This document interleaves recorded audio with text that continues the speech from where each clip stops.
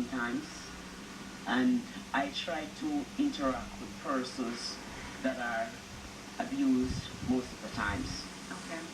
Yeah, she raised a very important point because she said, you know, she has had these experiences, but it's hard for her to forgive. How is your group helping to facilitate those conversations and to help them heal and move on? And this, I believe, is something that's crucial amongst our society and amongst our women, because the stories that have come to us are heartbreaking, but also highlights just how many women are suffering and how many persons are suffering.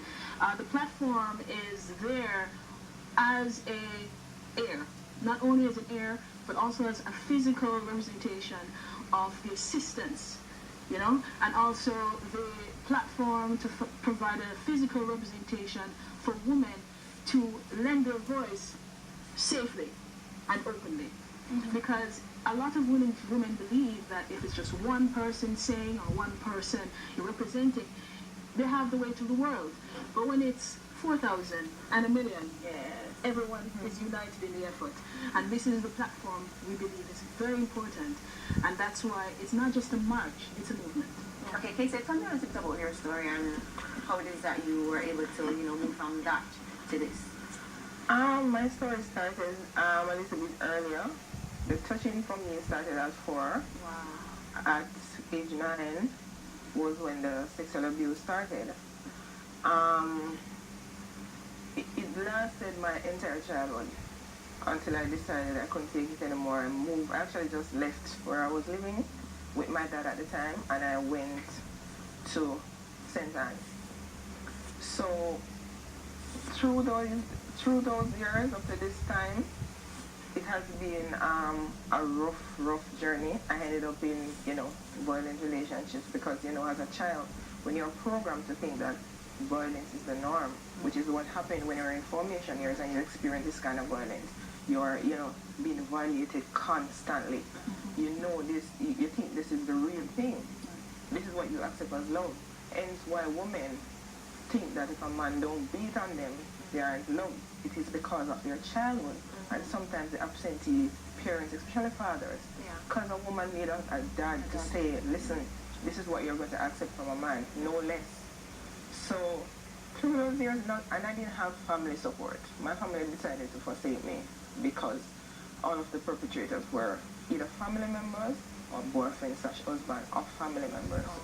The change happened in my life when I met a mentor, which it probably sounds strange, but is a man. He wasn't looking anything to that side because he's already married, you know, settled.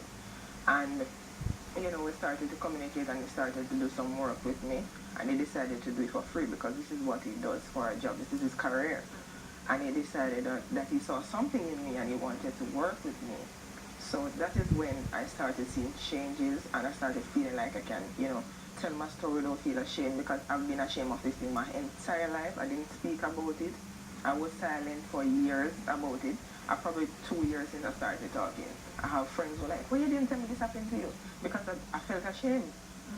And, you know, he has been working with me up to this very moment, and I'm really, really thankful for him, because as Murphy said, the tears, the pain, the hurt, I can't even describe it. It's something that rips you as a woman. It really tears you. And you have to be strong to bounce back. That's why we see a lot of women go and they do all sorts of things, and we sit here and we judge them. Oh, she's promiscuous, oh, she's this, oh, she's that. No, that's not how it goes. Things happen. People aren't strong enough when you don't have support. Because when I didn't have support, I was a wreck. I was a total mess. People who give me the time of day now wouldn't even look at me then, because they're like, oh, should I come out to nothing? So you need support. Support is very important. As Merlin said, you need people to talk to who have been through this so you can share stories and heal. That's how we heal and share each other's stories. Exactly. When I just met her, we have been friends for a while. When I just met her, I didn't know her story until I started telling her mine. And we shared a story and she kept telling me, listen, this is what I did. If you want to cry, cry. Whatever you want to do. I use music as a way to get through this thing too. I write. And I talk to people about it. Before I started talking, I wrote down everything. I still have those diaries years ago when I was in pain, and I can read them and date them and I time them. So it has been one long journey, and I am still healing, but I can tell my story now and don't feel ashamed anymore. So you feel empowered, and this, I guess, is the platform that That is. woman.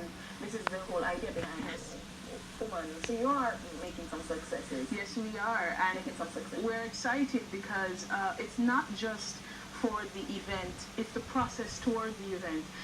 The amount of stories that are shared, the amount of the energy that's from the other